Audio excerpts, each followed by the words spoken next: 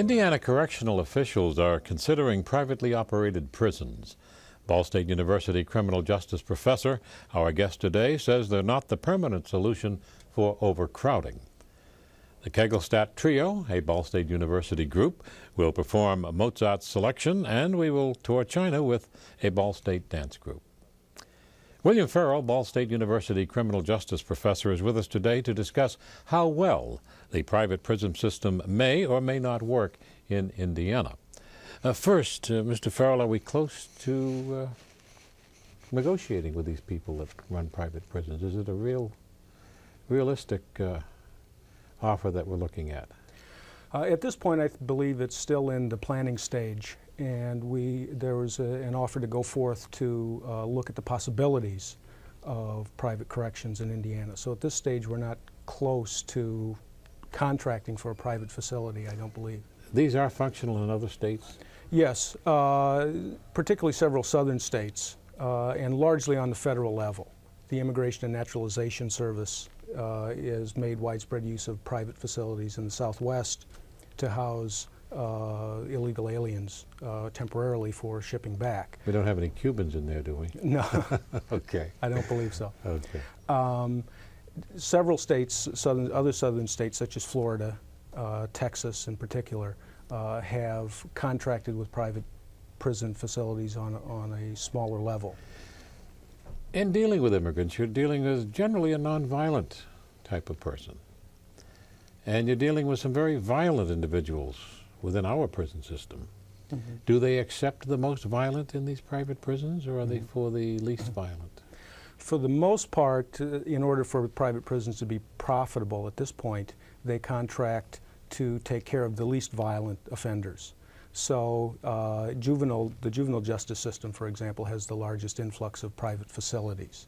Now we find some states contracting with private contractors to house drunk drivers, white-collar criminals, other petty thieves, with the basic idea that these people are easier to take care of, discipline isn't a major problem, and you don't have to worry about these prisoners trashing your facility. Where does the authority for discipline come from? That is a question that is still up in the air and one of the controversial aspects of private prisons. Where does the liability lie here? So, for example, if a state contracts with a private contractor to house prisoners, and as a part of a disciplinary procedure, a prisoner's rights are violated, or a prisoner is in some way injured, who is liable? Is the state liable? Is the private contractor liable? Is the individual guard liable? These are questions that are still up in the air. Of course, with today's judicial system, they sue everybody and get the one with the most money. Right. That's right. Sure. And normally, of course, the state is liable. Anytime the state takes someone into custody, they are responsible for the safety and well-being of that person. And so even if the state were to try and hold the private contractor responsible for injuries, let's say, ultimately I think it would still be the state's responsibility. The contractor, if nothing else, if they lose a large lawsuit, they can declare bankruptcy and go out of business. Compared to cost, what does it cost to keep a man in a maximum security system like, say, Pendleton, for example? Mm-hmm. What would it cost a year? $5,000, $10,000? Well, depending upon how you measure those costs, if you take building construction maintenance into account, it would cost approximately $32,000. A year? A year. All right. For a private contractor? That's a good question. Again, this is new enough that they claim they can do it for much less money, but there are no private maximum security penitentiaries to compare them to. Okay, so I really shouldn't be saying maximum security. We're talking about minimum security. Minimum security. All right. The cost in the minimum security. My point is, how much would the state save by going private? Mm-hmm. Well, the ways the state would save would be in initial construction costs. This is sort of a political hot potato, if you will, because citizens, especially in an era where money is tight, citizens don't like to approve bond issues to build large, expensive penitentiaries, especially if you're in an era where you're cutting back on money for schools You're cutting back on the amount of funding available for Medicare and for hospitals. In that era, citizens don't want to use tax money to build penitentiaries. And so this is an alternative, in particular a short-term alternative. If you have prison overcrowding, you contract with a private contractor to take your overflow, which saves you from building a new facility. Also, it allows you to bypass the political process. It is less controversial for a politician to simply contract for a new prison than it is to advocate building one. So there are enough advantages to make it attractive to our lawmakers.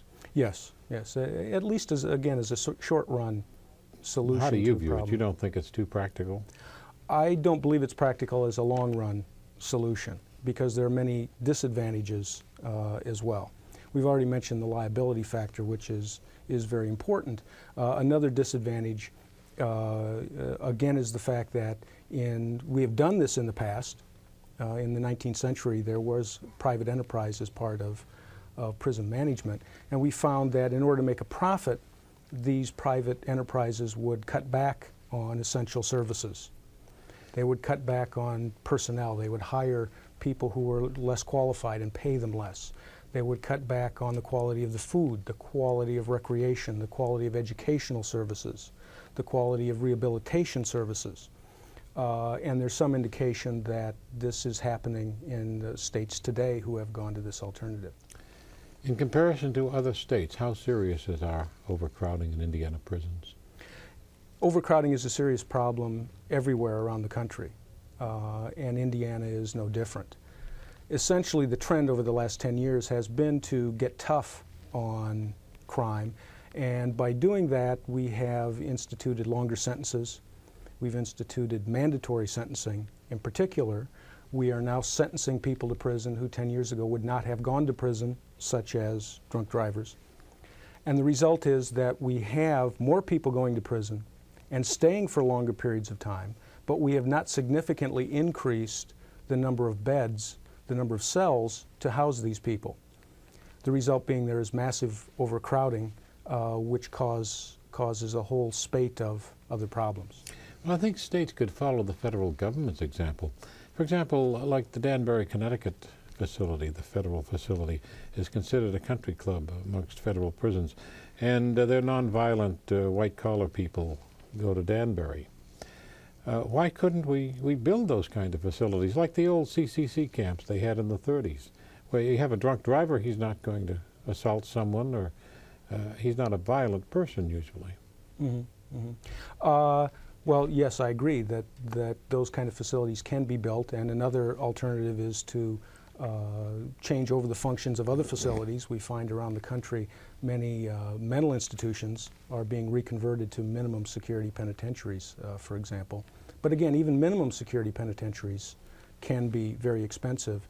And ultimately, that is not where the problem lies. The problem lies with the maximum security penitentiaries, the more violent inmates, because they are the ones that are the most costly, and they're the ones who the private prison solution, I don't think, will have much of an effect. And speaking of violence in the maximum security prisons, we are, of course, pre-taping our program, so anything could happen in the next few days before this program is aired. But I'd like to get your views on the situation confronting the government now with the Cuban prisoners burning a portion of the prison in Atlanta and in the South, in Louisiana. Well, the situation in Atlanta is unique to the federal penitentiary system, largely because of the nature of the inmates who are doing time there.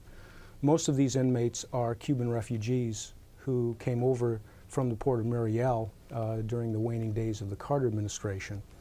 Most of these people were unlike other political prisoners that come from Cuba and Central America. Castro released these people from his prisons and from his mental institutions, and for the most part they are either violent criminals, murderers, rapists, etc., or they are violent mental patients. So once they reach the United States, because of their past histories, the federal government, in all good conscience, couldn't release them into the general population because they would be a danger. They did become a danger, many of them, to American society. But also they couldn't deport them because the Cuban government wouldn't take them back. And they've spent 7 years of their life in They've spent American 7 prison. years in this prison facility, essentially in limbo, not knowing what would happen to them, how long they would be there. Do you think that the government should deal with them? Well, eventually they have to deal with them. Well, but I meant with this rioting sort of thing, should they make concessions, and should they honor those concessions? Or should they deal harshly with rioting prisoners? Mm-hmm. Ultimately, I think dealing harshly with violent prisoners does not have the intended result, because what you see happening now is that these riots start to spread, and essentially, if violence begets violence. But you can't. So grant in and of them itself, yeah.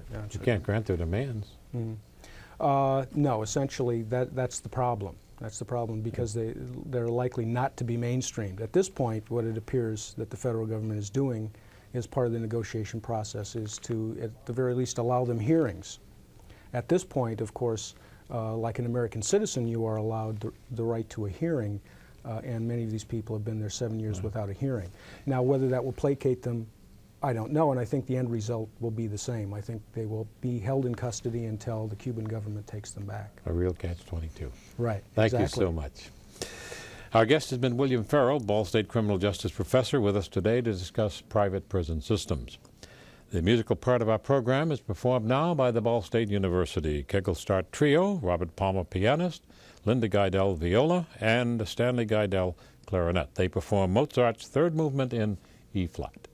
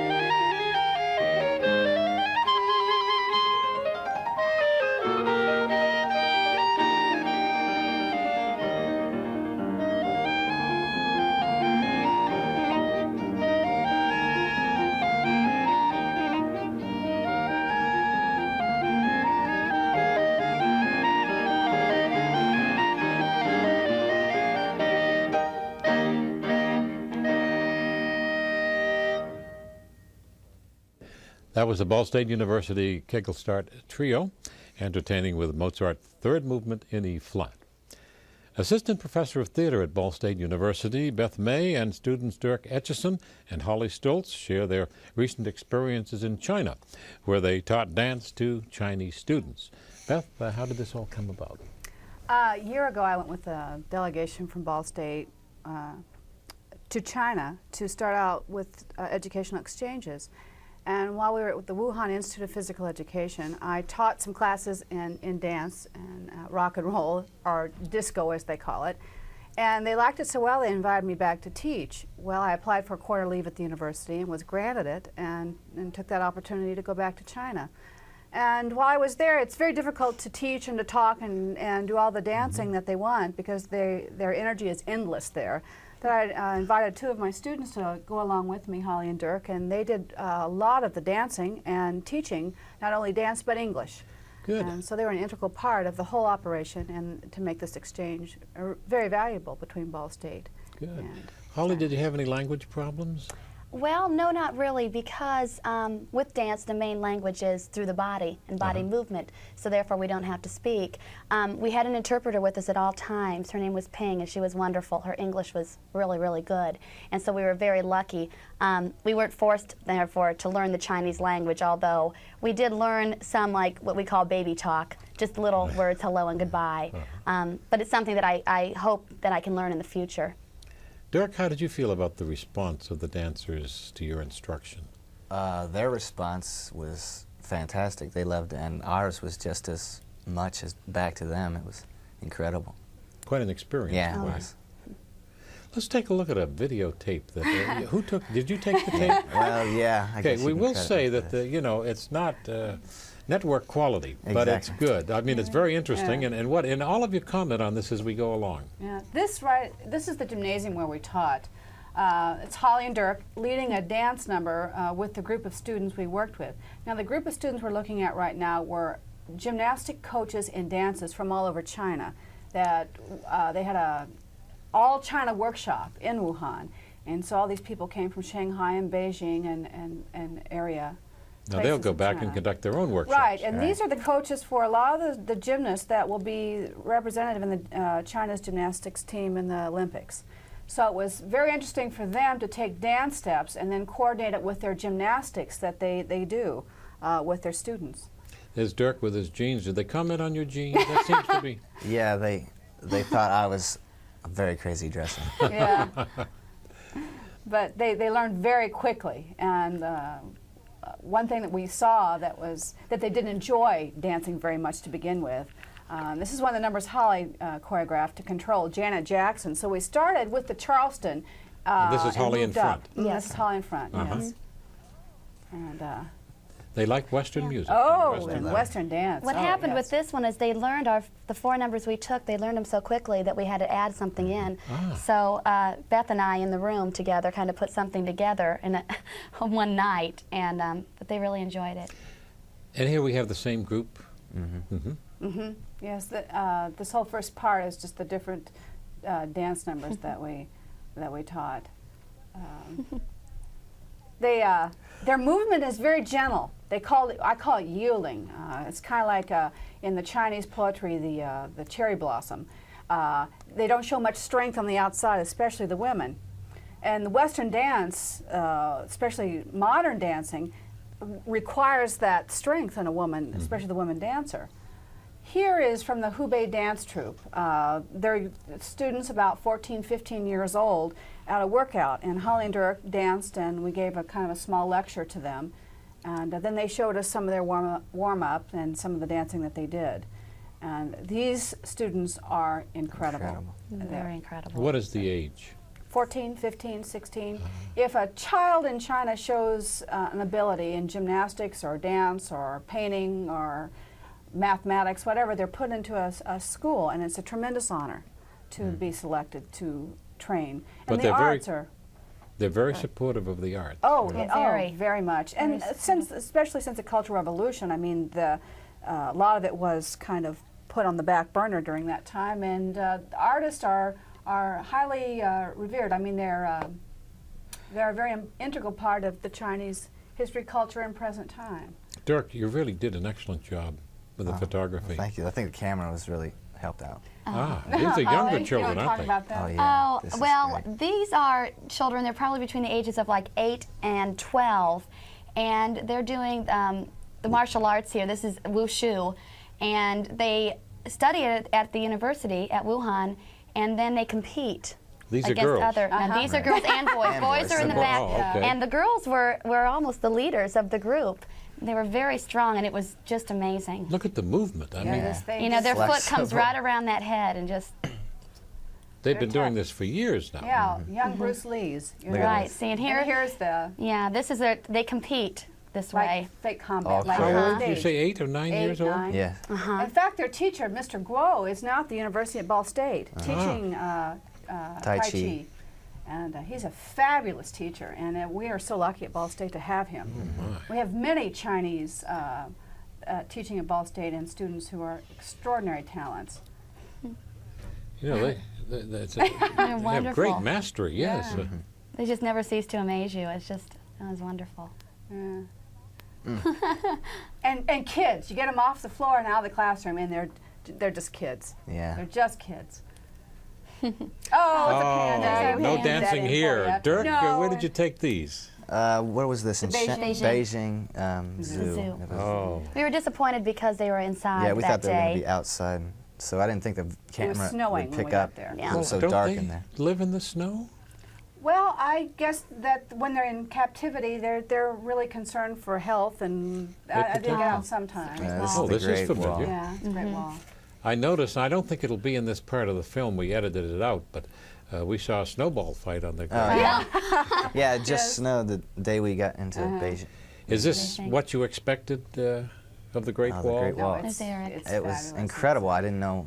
It's just You're overwhelming. in a dream state. Yeah. You You are. don't really believe you're there. You are. Were there living quarters within the Great Wall? No. No. Soldiers weren't stationed No. there? Or? There were lookout sites, Yeah. but not living quarters. At least not now. Yeah.